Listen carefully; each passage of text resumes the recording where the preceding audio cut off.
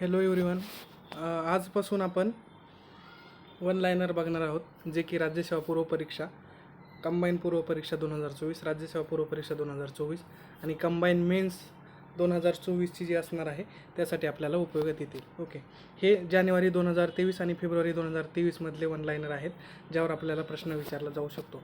राज्यसेवा पूर्व परीक्षेला जरी म्हटलं आपण तर एक 7-8 प्रश्न वन लायनर स्वरूपाचे आत्ता विचारायला लागलेत. म्हणजे जर 21 आणि 22चा दोन्ही पेपर पाहिले तर आपल्याला ते समजून येईल आणि 23चा सुद्धा. ओके, मग 24च्या प्रिलिमसाठी आपल्याला वन लायनर स्वरूपात परत एकदा प्रश्न करंटमध्ये विचारले जातील. त्याच अनुषंगाने आपण हे वन लायनर घेणार आहोत. कंबाईन गट ब आणि क एकत्रितरित्या होते तर त्यांच्यासाठी सुद्धा हे प्रश्न आपल्याला विचारले जातील. येस. तर आपण आता पहिल्यापासून एक सुरुवात करूया वन लायनर घ्यायला. पहिलं आहे महाराष्ट्र मेंढी व शेळी सहकार विकास महामंडळ मुख्यालय अहमदनगर. आता जे 2023चं बजेट मांडलं होतं महाराष्ट्र सरकारने, त्यामध्ये या मुख्यालयाची घोषणा करण्यात आली की ते मुख्यालय अहमदनगर येथे असणार आहे. ओके, नंतर दुसरं आहे आपलं वन लायनर, प्रकल्पबाधित मच्छीमारांना नुकसान भरपाई देण्यासाठी सर्वसमावेशक धोरण करणारे प्रथम राज्य. म्हणजे जे काही मच्छीमारी असतात, प्रकल्पबाधित मच्छीमारी आहे, त्यांना सर्वसमावेशक धोरण करणारं प्रथम राज्य आहे महाराष्ट्र. म्हणजे यामध्ये महाराष्ट्र पहिलं आहे मच्छीमारांसाठी, प्रकल्पबाधित मच्छीमारांसाठी नुकसान भरपाई देण्यासाठी सर्वसमावेशक धोरण धोरण करणारं. ओके, हे आपल्याला लक्षात ठेवायचं. नंतर युनिटी मॉलची स्थापना मुंबई येथे करण्यात आली. तर युनिटी मॉल भरपूर चर्चेत होता, तर त्याची स्थापना मुंबई येथे करण्यात येणार आहे. ओके, नंतर पुढचं वन लायनर आहे, बांबू व कोल्हापुरी चप्पल क्लस्टर विकसित करण्यात येईल असं अर्थसंकल्पामध्ये सांगितलं होतं. बांबू आणि कोल्हापुरी चप्पल हे दोन्हींचं क्लस्टर विकसित करण्यात येणार आहे. कुठं? अनुक्रमी बांबूचं आहे लातूर येथे आणि कोल्हापुरी चप्पलचं आहे कोल्हापूर. ओके, कोल्हापुरी चप्पलवरून कोल्हापूर आपल्याला लगेच लक्षात ठेवता येऊ शकतं, परंतु बांबूचं क्लस्टर हे लातूर इथं विकसित करण्यात येणार आहे, हे प्रामुख्याने आपल्याला लक्षात ठेवायला लागेल. नंतर महाराष्ट्रातील दुसऱ्या क्रीडा विद्यापीठाची उभारणी करण्यात येणार आहे छत्रपती संभाजीनगर येथे. महाराष्ट्रातल्या पहिल्या क्रीडा विद्यापीठाची उभारणी कुठं करण्यात येणार आहे मला कमेंटमध्ये सांगा. ते मागच्या किंवा 22च्या अर्थसंकल्पामध्ये ते घोषित करण्यात आलं होतं. ओके, तर ती कुठं करण्यात येणार आहे मला कमेंटमध्ये सांगा. दुसरं मात्र छत्रपती संभाजीनगर येथे उभारणी करण्यात येणार आहे, हे लक्षात असू दे. ओके, नंतर पुढं आहे मराठी भाषा विद्यापीठाची स्थापना. जे काही मराठी भाषेसाठीचं विद्यापीठ आहे त्याची स्थापना रिद्धपूर अमरावती येथे करण्यात येणार आहे, हे महत्त्वाचं आहे, यावर प्रश्न विचारला जाऊ शकतो. नंतर नीती आयोगाचे 25 फेब्रुवारी 2023 पासून CEO BVR सुब्रमण्यम असतील. ओके, आता यावर प्रश्न कसा विचारला जाऊ शकतो? नव्यानेच नीती आयोगाचे CEO म्हणून कोणाची नेमणूक करण्यात आली आहे, नियुक्ती करण्यात आली आहे, अशा पद्धतीचा. आणि नंतर प्रश्न असाही विचारला जाऊ शकतो की नव्यानेच BVR सुब्रमण्यम यांची CEOपदी नीती आयोगाच्या CEOपदी नियुक्ती करण्यात आली, ते कितवे CEO आहेत? ओके, तर ते चौथे CEO आहेत, हे लक्षात ठेवायचं आपल्याला, चौथे CEO. मग आधीचे 3 CEO कोण आहेत तर ते कमेंटमध्ये सांगा मला. आणि उपाध्यक्ष किती झालेले आहेत? ओके, असाही प्रश्न विचारला जाऊ शकतो. तर उपाध्यक्ष नीती आयोगाचे आत्तापर्यंत 3 झालेले आहेत आणि CEO मात्र 4 आहेत. CEO 4 होण्याचं कारण म्हणजे जे पहिलं सिंधुश्री खुल्लर आहेत, ज्या नियोजन आयोगाच्या CEO होत्या, त्यांनाच सुरुवातीला नीती आयोगाचं CEO म्हणून नियुक्ती करण्यात आली होती आणि मग त्या अनुषंगाने त्यानंतर हे चौथे BVR सुब्रमण्यम आहेत. ओके, या दोन्हींचं कमेंट करून सांगा, उपाध्यक्ष कोण कोण झाले आत्तापर्यंत आणि नंतर CEO कोण कोण झाले. ओके, पुढचं आहे वन लायनर, 22वा विधी आयोग जो होता त्याची मुदतवाढ करण्यात आली 31 ऑगस्ट 2024पर्यंत. आता आपल्याला यावर प्रश्न कसा विचारण्यात येईल की कितीपर्यंत मुदतवाढ करण्यात आली, असं काही प्रश्न विचारणार नाही. तर 22व्या विधी आयोगाचं अध्यक्ष कोण आहे किंवा 22व्या विधी आयोग कोणाच्या अध्यक्षतेखाली स्थापन करण्यात आला आहे, तर तो ऋतुराज अवस्थी. ओके, हे आपल्याला लक्षात ठेवायचे आहे. ऋतुराज अवस्थी यांच्यावर प्रश्न विचारला जाऊ शकतो. जसं राज्यसेवा पूर्व परीक्षेला आपल्याला एकदा प्रश्न विचारला होता की खालीलपैकी कोणाच्या अध्यक्षतेखाली विधी आयोग स्थापन करण्यात आला आहे किंवा विधी आयोगाबाबत खालीलपैकी कोणते विधाने बरोबर आहेत, योग्य आहेत, असा प्रश्न विचारलेला होता. मला वाटते 17 किंवा 18 राज्यसेवा पूर्व परीक्षेसाठी पॉलिटीच्या अँगलनी तो प्रश्न विचारण्यात आलेला होता. ओके, पुढचं वन लायनर आहे, भारत सरकारच्या प्रसार भारतीला बातम्या पुरवण्याचं कंत्राट हिंदुस्तान समाचारला भेटले. ओके, आता यावर डायरेक्ट प्रश्न विचारण्याचे चान्सेस कमी येतं, परंतु राज्यसेवा मेन्स ज्यावेळी GS आपण बघतो पॉलिटी, त्या अनुषंगाने हा प्रश्न विचारला जाऊ शकतो की भारत सरकारची जी काही प्रसार भारती आहे, प्रसार भारतीवर जशा बातम्या दिल्या जातात, तर त्यांना बातम्या पुरवण्याचं कंत्राट किंवा कॉन्ट्रॅक्ट कोणाला देण्यात आले, तर ते हिंदुस्तान समाचार.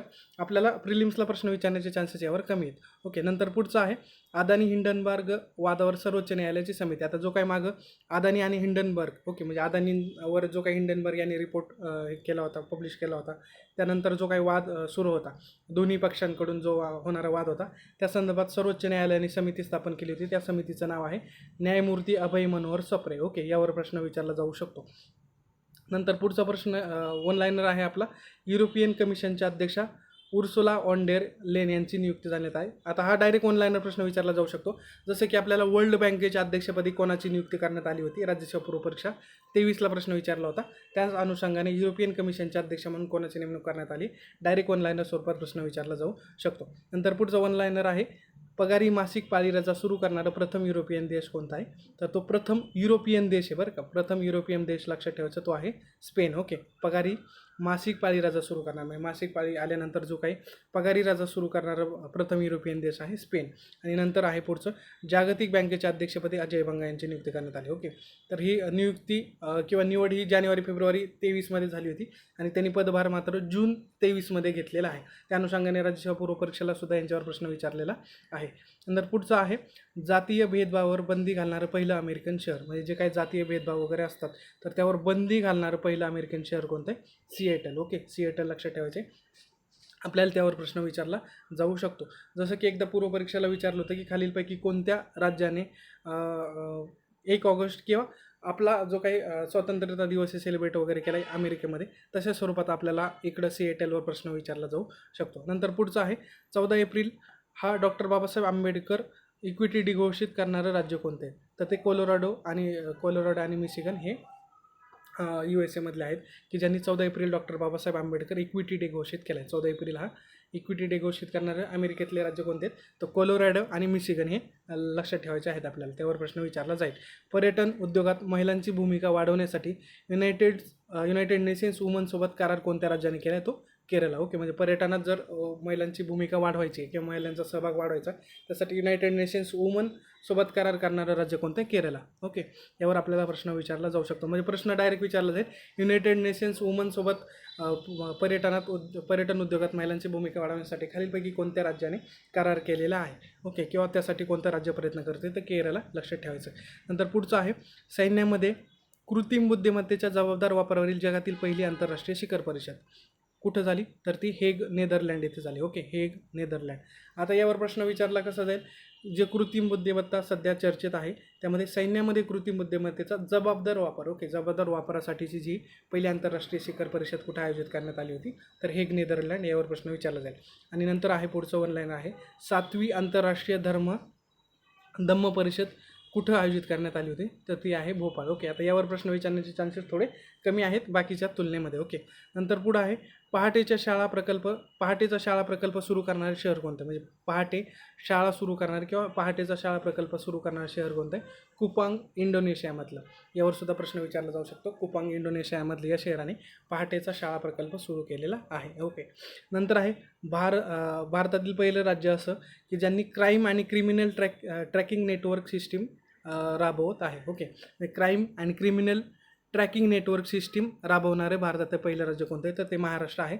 आपल्याला त्याचा शॉर्ट फॉर्ममध्ये सुद्धा विचारलं जाऊ शकतं, CCTNS राबवणारं भारतातलं पहिलं राज्य कोणतं, तर CCTNS म्हणजेच crime and criminal tracking network system राबवणारं भारतातलं पहिलं राज्य आहे महाराष्ट्र. आता याचा फुल फॉर्म आपल्याला विचारला जाणार नाही की CCTNSचा फुल फॉर्म काय आहे, त्या अनुषंगाने फक्त क्राईम आणि क्रिमिनलच्या बाबतीत ट्रॅकिंग नेटवर्क सिस्टीम राबवणारे महाराष्ट्र हे भारतातलं पहिलं राज्य आहे. एवढं जरी लक्षात राहिलं तरी सफिशियंट आहे. ओके, CCTNS राबवणारं भारतातलं पहिलं राज्य आहे महाराष्ट्र, हे सुद्धा लक्षात ठेवायचे, कारण आपल्याला कधी कधी ते शॉर्ट फॉर्ममध्ये सुद्धा प्रश्न विचारले जाऊ शकतात किंवा विचारतात ते. ओके, नंतर रुपे क्रेडिट कार्डसह UPI पेमेंट सुरू करणारं पहिलं ॲप कोणतं आहे, तर ते मोबिक्विक. ओके, यामध्ये रुपे क्रेडिट कार्ड पण आणि UPI पेमेंट सुरू करणारं पण ते पहिलं ॲप आहे मोबिक्विक. ओके, नंतर खनिजे वाहतुकीसाठी हायपरलूप प्रणाली विकसित करण्यासाठी, म्हणजे आपण खनिजांची वाहतूक करतोय त्यासाठी हायपरलूप प्रणाली विकसित करण्यासाठी कोणता प्रोजेक्ट किंवा कोणतं IIT काम करतं आहे, ते आहे IIT कानपूर. म्हणजे हायपरलूप आपण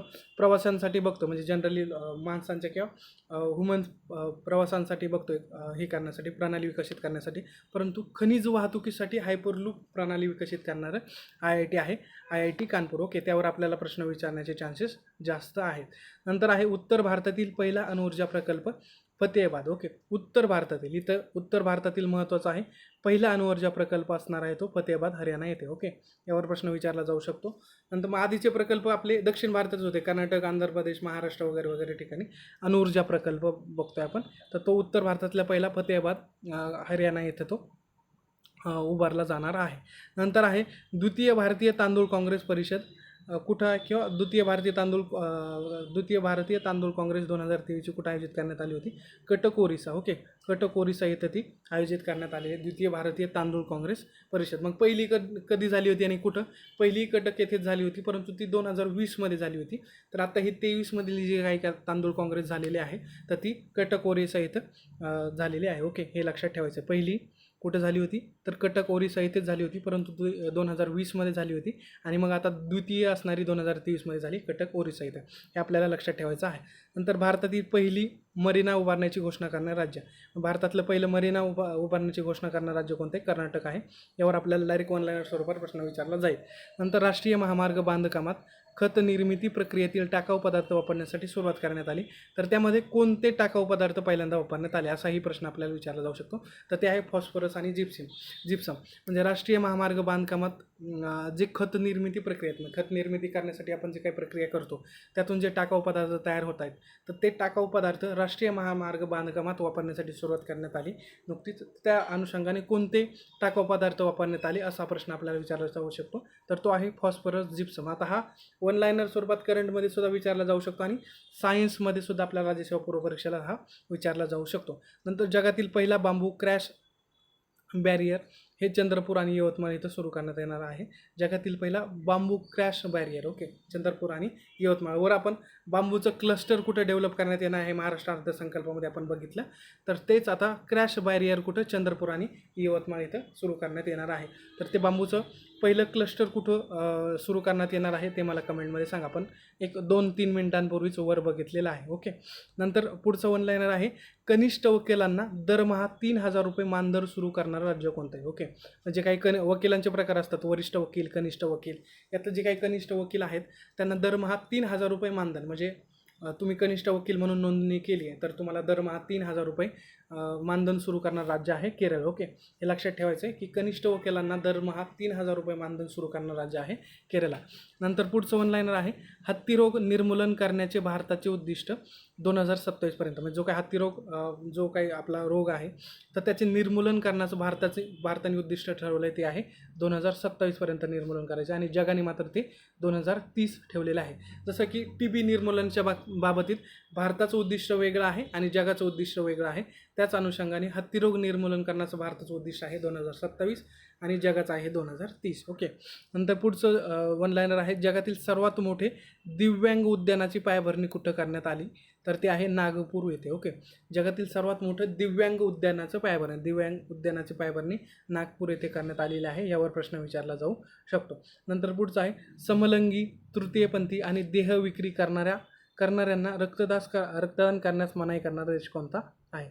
तर जे समलिंगी, तृतीयपंथी आणि देह विक्री करणारे जे काही व्यक्ती आहेत तर त्यांना रक्तदान करण्यास मनाई करणारा देश आहे भारत. भारताने समलिंगी, तृतीयपंथी, देह विक्री करणारे जे काही व्यक्ती आहेत त्यांचं रक्त घेण्यास किंवा रक्तदान करण्यास मनाई केलेली आहे. ओके, पुढचं वन लाईनर आहे 1300 वर्ष जुने बौद्ध स्तूपाचा शोध जाजपूर ओरिसा येथे लागलेला आहे. आता यावर प्रश्न विचारण्याचे चान्सेस कमी आहेत. विचारला तर तो ॲन्सेंटच्या अँगलने आपल्याला विचारला जाईल. जसं राज्यसेवा पूर्व परीक्षेसाठी ॲन्सेंटमध्ये तो विचारला जाईल की 1300 वर्ष जुन्या बौद्ध स्तूपाचा शोध नव्यानेच ... इथे लागला तर ते जाजपूर ओरिसा इथं लागलेला आहे. ओके, नंतर पुढचं वन लाईनर आहे भारतात कॅम्पस स्थापन करणारं पहिलं परदेशी विद्यापीठ कोणतं? म्हणजे भारतात कॅम्पसची स्थापना करणारे पहिले परदेशी विद्यापीठ कोणतं? तर ते आहे डिकिन विद्यापीठ ऑस्ट्रेलियाचं. ओके, डिकिन विद्यापीठ ऑस्ट्रेलिया. यावर आपल्याला डायरेक्ट ऑनलाईन स्वरूपात प्रश्न विचारला जाऊ शकतो. नंतर पुढचं आहे 2035 पासून गॅस व डिझेल कारच्या विक्रीवर बंदी घालणारी देश कोणते किंवा कोणतं युनियननी बंदी घातलेली आहे?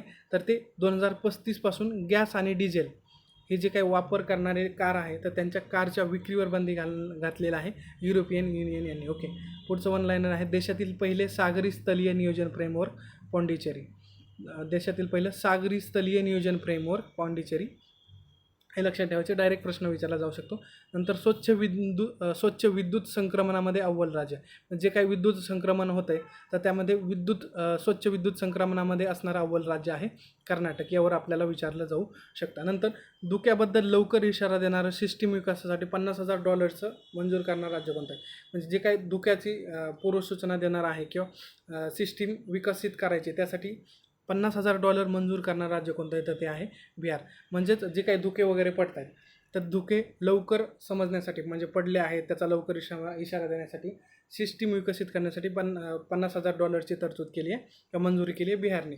आता हे कशासाठी केली आहे, धुकं कशासाठी लवकर समजलं पाहिजे, तर मग शेतीसाठी असेल, शेतीचे जे काही पिकं असतात त्यांच्यावर धुकं पडल्यानंतर रोग वगैरे होतात, तर त्या अनुषंगाने जर आधीच कळलं तर त्या प्रकारची आपल्याला अंमलबजावणी करता येईल.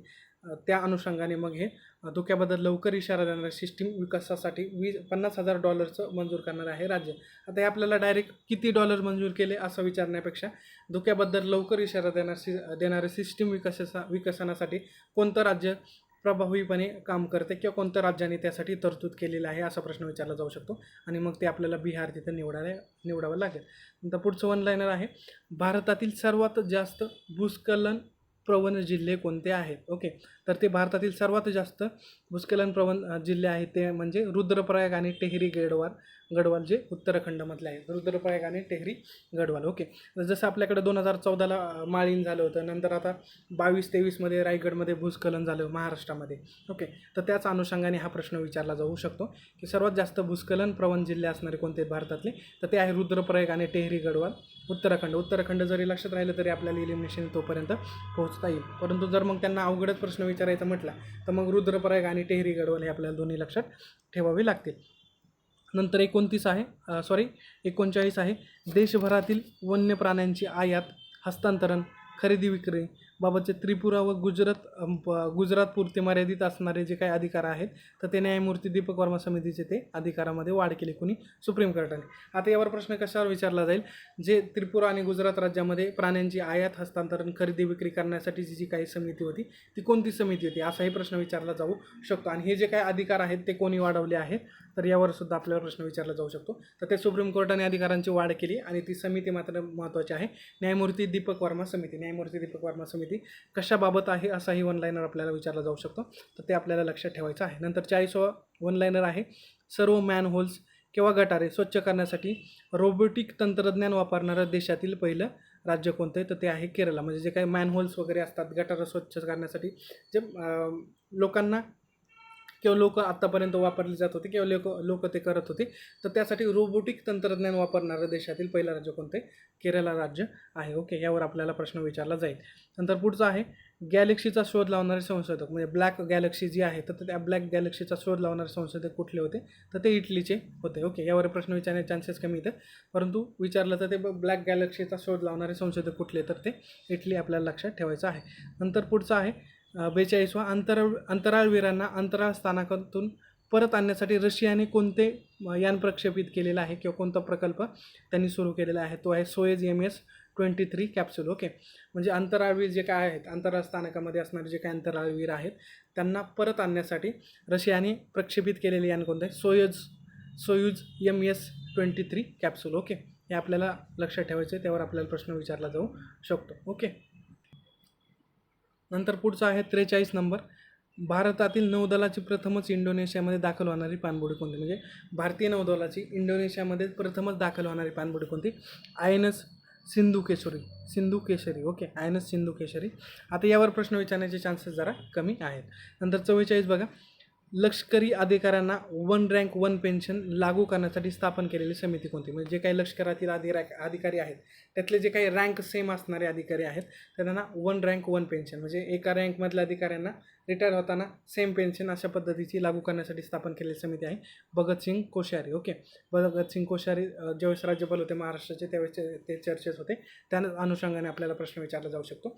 लष्करी अधिकाऱ्यांना 1 रँक 1 पेन्शन लागू करण्यासाठी किंवा अंमलबजावणी करण्यासाठी स्थापन करण्यात आलेली समिती कोणती, तर ती भगतसिंग कोश्यारी. या बाबतीत आपल्याला प्रश्न विचारला जाऊ शकतो. नंतर संगणक शास्त्रज्ञांसाठी असणारा सर्वोच्च मार्कोनी पुरस्कार 2023 कोणाला भेटला, तर तो हरी बालकृष्णन. म्हणजे संगणक शास्त्रज्ञ किंवा संगणक क्षेत्रातील जे काही शास्त्रज्ञ आहेत त्यांमध्ये असणारा जो सर्वोच्च पुरस्कार आहे मार्कोनी पुरस्कार 2023चा, तर तो कोणाला देण्यात आलेला आहे, तर तो हरी बालकृष्णन यांना देण्यात आलेला आहे. ओके, हे लक्षात ठेवायचं, त्यावर आपल्याला प्रश्न विचारला जाऊ शकतो. नंतर 46 नंबर वन लाईनर आहे, single seater electric car racing स्पर्धा आयोजन करणारे भारतातील पहिलं शहर आणि एकूणातलं 30वे शहर, म्हणजे काय single seater electric car racing जे काही स्पर्धा त्यांना ग्रीनको हैदराबाद ई-प्रेक्स यांमार्फत त्यांचं आयोजन करण्यात आलं. तर ते कुठं आयोजन करण्यात आलं ते हैदराबाद आहे. भारतातलं पहिलं शहर म्हणजे आत्तापर्यंत भारतात ते कुठंच आयोजन करण्यात आलं नव्हतं, तर ते आता हैदराबादमध्ये आयोजन करण्यात आले आणि एकूणातलं 30वं शहर. ओके, तर भारतातलं पहिलं शहर आपल्याला हैदराबाद विचारलं जाऊ शकतं. नंतर जगातील सर्वात उंच गोठलेला लेक मॅरेथॉन गिनीज वर्ल्ड रेकॉर्ड कुठं करण्यात आलं, तर पेंगॉंग जो काही शो मॅरेथॉन आहे लडाख येतो. ओके, पेंगॉंग जगातील सर्वात उंच गोठलेला लेक मॅरेथॉन पेंगॉंग लडाख येते.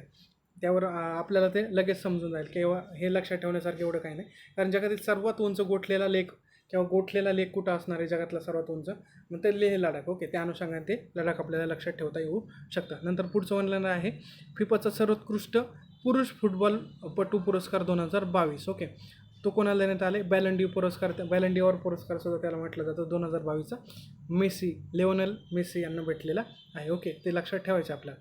नंतर पुढचा प्रश्न आहे वन लाईनर आहे क्रिकेटच्या तिन्ही फॉर्मॅट मग कोणते, कसोटी, वन डे आणि T20. ओके, क्रिकेटच्या तिन्ही फॉर्मॅटमध्ये कसोटी, वन डे आणि T20मध्ये शतक झळकावणारा पहिला भारतीय कर्णधार म्हणजे भारतातला पहिला कर्णधार कोणी, रोहित शर्मा. ओके, तिन्ही फॉर्मॅटमध्ये शतक झळकावणारा पहिला भारतीय कर्णधार आहे रोहित शर्मा. नंतर मग पुढचं वन लाईनर आहे 50वं आशियातील सर्वात लांब सायकल शर्यत स्पर्धा सुरू करण्यात आली श्रीनगर ते कन्याकुमारी. तर ती सुरू कुठून करण्यात आली, श्रीनगर जम्मू काश्मीर येथून. आशियातील सर्वात लांब सायकल शर्यत. ओके, आशियातील सर्वात लांब सायकल शर्यत कुठं आहे असाही आपल्याला प्रश्न विचारला जाऊ शकतं, तर श्रीनगर ते कन्याकुमारी. ओके, नंतर पुढचं वन लाईनर आहे जागतिक रेडिओ दिवस 13 फेब्रुवारी. आता हे जे काही दिवस आपल्याला विचारले जातं, मग आतापर्यंत एक 5-6 दिवसांवर प्रश्न विचारलेले आहेत. त्यामध्ये मग ओझोन दिवस कधी असतो, नंतर जागतिक आपल्याला योग दिन विचारलेला आहे, जागतिक पर्यावरण दिन विचारला आहे. तर असे हे दिवस आपल्याला विचारले जातात. आत्तापर्यंत 4-5 विचारले, तर त्या अनुषंगाने आपल्याला पाहायचे आहेत. जागतिक रेडिओ दिवस आहे 13 फेब्रुवारी. त्याची 2023ची संकल्पना होती रेडिओ आणि शांतता. ओके, नंतर पुढचा आहे जागतिक खवल्या मांजर दिन 18 फेब्रुवारी. नंतर राष्ट्रीय जंतनाशक दिन 10 फेब्रुवारी. जागतिक सामाजिक न्याय दिन. ओके, जागतिक सामाजिक न्याय दिन 20 फेब्रुवारी. हे आपल्याला महत्त्वाचं लक्षात ठेवायचे, जागतिक सामाजिक न्याय दिन 20 फेब्रुवारी. नंतर राष्ट्रीय विज्ञान दिवस आहे 28 फेब्रुवारी. राष्ट्रीय विज्ञान दिवस. ओके, नॅशनल सायन्स डे आपण ज्याला म्हणतो तो 28 फेब्रुवारी. आणि 2023ची थीम होती global science for global wellbeing. Okay, global science for global wellbeing राष्ट्रीय विज्ञान दिवस. नंतर शून्य भेदभाव दिवस 1 मार्च. शून्य भेदभाव दिवस 1 मार्च. जागतिक महिला दिन 8 मार्च. ओके, जागतिक महिला दिनावर आपल्याला प्रश्न विचारला जाऊ शकतो. जागतिक महिला दिन 8 मार्च. त्याची थीम आहे digital all innovation and technology for gender equality. Okay, gender इक्वॅलिटीच्या बाबतीत थीम आहे जागतिक महिला दिन 8 मार्च. तसेच आंतरराष्ट्रीय महिला न्यायाधीशांचा दिवस. वरचा फक्त जागतिक महिलांचा म्हणजे महिला म्हणजे सगळ्या महिला येतील, आणि पुढचा आहे आंतरराष्ट्रीय महिला न्यायाधीशांचा दिवस, तो आहे 10 मार्च. म्हणजे जागतिक महिला दिन 8 मार्च आणि महिला ज्या काय असणार आहे आंतरराष्ट्रीय महिला न्यायाधीशांचा दिवस आहे 10 March. Woman in justice, woman for justice. Okay, याची थीम असणार आहे. नंतर आंतरराष्ट्रीय गणित दिवस आहे 14 मार्च. जागतिक ग्राहक हक्क दिन आहे 15 मार्च. नंतर भारतात सेंद्रिय शेती उत्पादनात महाराष्ट्राचा क्रमांक आहे द्वितीय. म्हणजे काय भारतातलं जे काही सेंद्रिय शेती उत्पादन आहे त्यामध्ये महाराष्ट्राचा क्रमांक किती आहे उत्पादनात, तो आहे द्वितीय. आणि पहिला आहे मध्य प्रदेश. ओके, आता यावर आपल्याला प्रश्न विचारला जाऊ शकते की भारतात एकूण सेंद्रिय उत्पादन ... एवढं होत आहे आणि त्यामध्ये महाराष्ट्राचा क्रमांक किती. आता ते किती उत्पादन होतं यावर आपल्याला प्रश्न विचारला जाणार नाही, परंतु भारतातले जे काही सेंद्रिय शेती उत्पादनात महाराष्ट्राचा असणारा क्रमांक किती आहे असा प्रश्न आपल्याला विचारला जाऊ शकतो. मग पहिला, दुसरा, तिसरा, चौथा असे ऑप्शन दिले जातील. तसंच आपल्याला असंही विचारलं जाऊ शकतं की भारतीय सेंद्रिय शेती उत्पादनात महाराष्ट्राचा क्रमांक दुसरा लागतो, तर पहिला क्रमांक कोणत्या राज्याचा लागतो. ओके, अशा अनुषंगाने प्रश्न विचारला जाऊ शकतो. तर पहिला क्रमांक आहे मध्य प्रदेशचा आणि दुसरा क्रमांक आहे महाराष्ट्राचा. ओके, आत्तापर्यंत आपण जानेवारी 2023, फेब्रुवारी 2023 आणि मार्चमधले काही 2023मधले आपण वन लाईनर बघितले आहेत. आता इथून पुढं आपण असेच कंटिन्यू करूयात सिरीज आणि मग मे 2024पर्यंत आपण ते वन लाईनर पाहणार आहोत. आता याची जर PDF तुम्हाला पाहिजे असेल तर मी त्याची लिंक आपल्या डिस्क्रिप्शनमध्ये देतो, तिकडून तुम्हाला ती PDF भेटून जाईल. ओके, इथे आपण थांबूयात. नंतर नेक्स्ट व्हिडिओमध्ये आपण पुढचे मार्च 2023पासूनचे पुढचे आपण वन लाईनर कंटिन्यू करूयात. Okay, thank you. इथं थांबूयात आपण. थँक्यू.